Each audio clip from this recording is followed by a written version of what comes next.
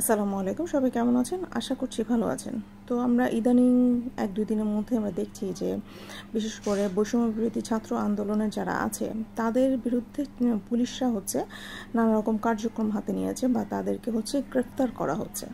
ঠিক আছে, বিগত 7 মাসে কিন্তু আমরা এরকম কোনো কার্যক্রম দেখিনি। এটা কখন থেকে শুরু হয়েছে? এটা শুরু হয়েছে যখন থেকে নাহিদ ইসলাম তিনি একটি ঘোষণা দিয়েছেন যে জাতীয় বৈষম্য বিরোধী ছাত্র আন্দোলন এবং বৈষম্য বিরোধী ছাত্র আন্দোলন এবং জাতীয় নাগরিক কমিটি মিলে একটি দল প্রতিষ্ঠিত হয়েছে, সেটা জাতীয় নাগরিক পার্টি। তো এই দল যেহেতু গঠন করা হয়েছে, তো বৈষম্য বিরোধী ছাত্র আন্দোলন বা ছাত্র সমন্বয়ক নামে যদি কেউ পরিচয় দিয়ে কোনো কাজকর্ম করে বা কোনো কর্মকাণ্ড করে, তাহলে তাদেরকে যেন কোনো রকম ছাড় দেওয়া না হয় বা তাদের বিরুদ্ধে যেন তাদেরকে আইনানুগ ব্যবস্থা নেওয়া হয় বা এর দায়িত্ব আসলে এটা যেহেতু একটা দল গঠন করা হয়েছে, তো এইটা বৈষম্য বিরোধী ছাত্র আন্দোলন বা ছাত্র সমন্বয়ক এখন এক্সিস্ট করে না। ঠিক আছে, এইটা ঘোষণা দেওয়ার পর থেকেই কিন্তু আমরা দেখছি যে রিসেন্টলি কলাবাগানে এবং আরও কয়েক জায়গায় সারা বাংলাদেশে যারা ছাত্র আন্দোলন করেছে তাদেরকে একটা ধরপাকড়ের অবস্থা শুরু হয়ে গেছে, যেখান থেকে পারছে পুলিশ তাদেরকে গ্রেফতার করছে। এবং আমার কথা এটা যে এটা এতদিন কেন হয় নাই? ঠিক আছে, আমরা এতদিন হয়তো বা জানতাম যে 5ই আগস্টের পর থেকে আমরা এত বড় একটা আন্দোলন করলাম, যে আন্দোলনে জনসাধারণ, ছাত্র জনতা, বিভিন্ন দল, শুধু আওয়ামী লীগ বাদে সবারই হাত ছিল এবং আমরা আশা করেছিলাম যে বিএনপি এবং জামাত, যে বাংলাদেশের যে বড় দুটি দল, 5ই আগস্টের পর থেকে তারা তাদের জায়গাটা শক্তভাবে ধরবে এবং জনগণের বন্ধু হয়ে উঠবে। সেই জায়গাটা তো তারা করেনি। সেখান থেকে বিএনপি যে পরিমাণে দুর্নীতি, লুটতরাজ, চাঁদাবাজি বা তাদের যে ক্ষমতা দেখানোর যে প্রবণতা, সেটা কিন্তু আমরা দেখতে পাচ্ছি যে কী পরিমাণে চাঁদাবাজি বিএনপি আসলে শুরু করেছে। ওই যে বলে না, এতদিন না খেতে পেরে তারা এখন খাই অবস্থা এবং সব কিছু দখল করার একটা টেন্ডেন্সি। আমরা সবাই ভেবে নিয়েছিলাম যে 5ই আগস্টের পরে আর কোনো দল যেহেতু নেই, বিএনপি হয়তো বা বাংলাদেশের হালটা তারা সেরকমভাবে ধরবে বা তারা চেষ্টা করবে বাংলাদেশের মানুষের বন্ধু হওয়ার এবং বাংলাদেশকে এগিয়ে নিয়ে যাওয়ার কাজে জনসাধারণের এবং ছাত্র জনতা যারা আছে তাদের সাথে হাতে হাত মিলিয়ে তারা বাংলাদেশ গড়ার জন্য তারা এগিয়ে আসবে। সেটা না করে তারা চাঁদাবাজি, লুটতরাজ, ক্ষমতা দেখানো, এটা কিন্তু তারা শুরু করে দিয়েছে এবং অলরেডি আমরা জানি বিএনপি তাদের জায়গা নষ্ট করে দিয়েছে। আসলে বাংলাদেশের মানুষের তারা আস্থা তারা আওয়ামী লীগের মতনই হারিয়ে ফেলেছে এবং এখন যদি বর্তমানে নির্বাচন হয়, তাহলে কিন্তু আর আমার মনে হয় না বিএনপি বাংলাদেশের মানুষের সেই জায়গাটা ধরে রাখতে পেরেছে বা তারাও আরও হাসিনা থেকে আরও খারাপভাবে শাসন করবে বাংলাদেশকে এবং তারা সেটা বহুতভাবেই প্রমাণ দিয়েছে। কিন্তু আমার কথা এটা না, সেটা যে নাহিদ ইসলামের ঘোষণার পর থেকে বৈষম্য বিরোধী ছাত্র আন্দোলনে যারা সমন্বয়ক ছিল তাদেরকে আসলে ধরপাকড়ের এই যে একটা তাড়াহুড়া বা ধরপাকড় যে করা হচ্ছে যেখানে সেখানে, বা তাদের বিরুদ্ধে কেস দেওয়া হচ্ছে, তাদেরকে আইনের আওতায় আনা হচ্ছে, এটা আসলে হঠাৎ করে কেন শুরু হয়ে গেল? এটার পেছনে কি অন্য কোনো কিছু কাজ করছে কিনা বা এটার পিছনে অন্য কোনো ষড়যন্ত্র আছে কিনা, সেটাই আমার মেইন প্রশ্ন। 5ই আগস্টের পর থেকে বিএনপি বাংলাদেশের জনগণের বন্ধু হওয়া থেকে তারা শোষকের ভূমিকায় অবতরণ করেছে। শুধু যে বিএনপি, আমরা কিন্তু দেখছি যে জামাতে ইসলামের নামেও অনেক কিছু প্রকাশ পাচ্ছে, যে তারাও নানা রকমভাবে জায়গা জমি দখল করছে এবং তারাও চাঁদাবাজি শুরু করেছে, জমি দখল শুরু করেছে এবং জামাতে ইসলামের যে আমির, সেও একটা খ্রিস্টান বা কোনো একটা হাসপাতাল সে দখল করে সেখানে তার কার্যক্রম চালু করেছে এবং জামাতে ইসলামের লোকজনদের হাতে অস্ত্র পাওয়া গেছে, যেটা আমরা জানি 5ই আগস্টের পরে থানা থেকে কিছু অস্ত্র লুট করা হয়েছিল। সে সবগুলো অস্ত্র কিন্তু উদ্ধার করা যায়নি।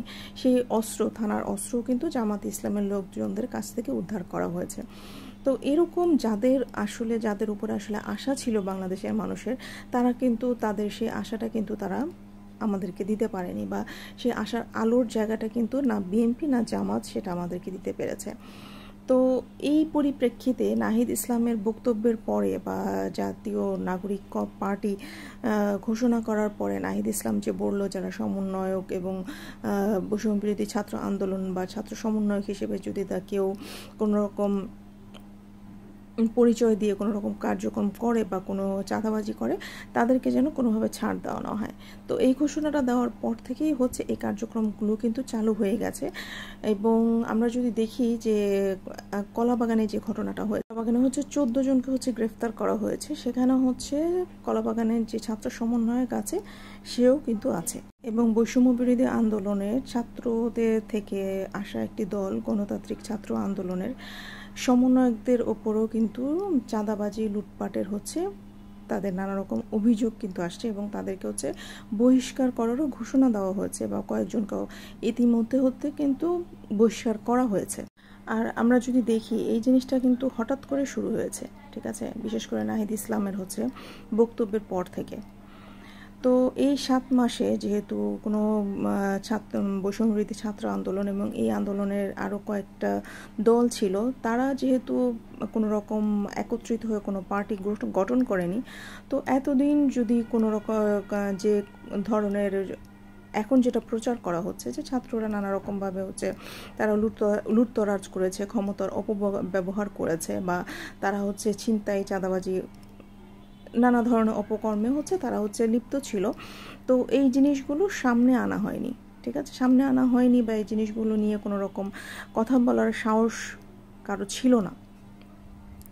তো এই জিনিসটা হঠাৎ করেই এখন করা হয়েছে, এবং নাহিদ ইসলামের হচ্ছে বক্তব্যের পর থেকে এগুলো প্রকাশ্যে আনা হয়েছে। তো এটার পেছনে হচ্ছে আমার কথা হচ্ছে যে এটার পেছনে আসলে কি কারণটা, হঠাৎ করেই কেন এই জিনিসটা এত মাথাচাড়া দিয়ে উঠলো সমন্বয়কদের বিরুদ্ধে, আসলে এটার পেছনে কাদের হাত আছে? আমরা যদি দেখি যে এই যে সমন্বয়ক নাহিদ ইসলাম বা আমাদের যে জাতীয় নাগরিক পার্টির যে প্রধান, সে হচ্ছে এদের এই তার বক্তব্যটা দেওয়ার পর থেকে যেহেতু একটা দল গঠন করা হয়েছে জাতীয় নাগরিক পার্টি, তো বৈষম্য বিরোধী ছাত্র আন্দোলন বা অন্যান্য যেসব সমন্বয়কদের দল আছে তাদের পরিচয় যদি কোনো রকম কাজ করা হয় তাহলে তাদের বিষয়ে হচ্ছে আইনানুগ ব্যবস্থা নেওয়া হবে। তো এই ঘটনা পড়ার পর থেকে সারা দেশ জুড়ে হচ্ছে নানাভাবে ছাত্র সমন্বয়কদের গ্রেফতার করা হচ্ছে।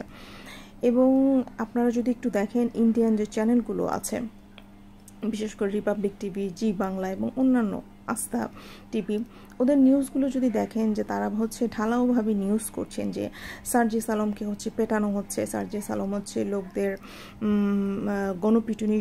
গণপিটুনিতে হচ্ছে তাদের গণপিটুনি দেওয়া হয়েছে, এবং যারা ছাত্র সমন্বয় যারা হচ্ছে নতুন দল করেছেন তারা হচ্ছে নিজেরাই এখন লুটতরাজের হচ্ছে রাজত্ব শুরু করেছে, যেখানে হচ্ছে তারা বলছে যে তারা এই যে জুলাই আগস্টের হচ্ছে আন্দোলন করেছিল, হাসিনাকে নামিয়েছে, যে কারণে তাদের বাক স্বাধীনতা দরকার সুন্দর একটি দেশ গড়ার জন্য।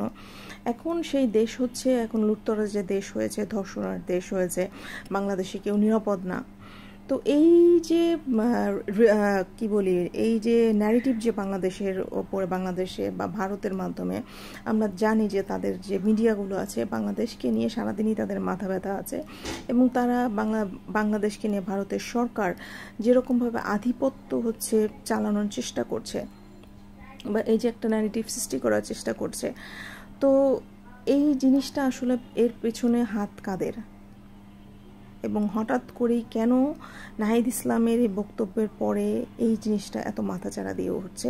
এবং এর মধ্যে হয়তো বা আমার মনে হয় যে হ্যাঁ, ক্ষমতায় যাওয়ার পরে বা একটা পাওয়ার পরে সবাই আসলে ভালো থাকে না, গুটি কয়েক লোক হয়তো বা খারাপ হয়ে যায়, তাদেরকে ধরা ঠিক আছে, কিন্তু এর মধ্যে কিন্তু অনেক নিষ্পাপ যারা ভালো কাজ করছে বা যারা ভালো কিছু করতে গিয়েও কিন্তু তাদেরকে ধরা হচ্ছে। আমরা যদি দেখি হাসিনার আমলে হাসিনার নামধারী বা হাসিনার দলে যারা ছিল তারা কিন্তু ঢালাওভাবে লুটতরাজ করেছে, সহিংসতা করেছে।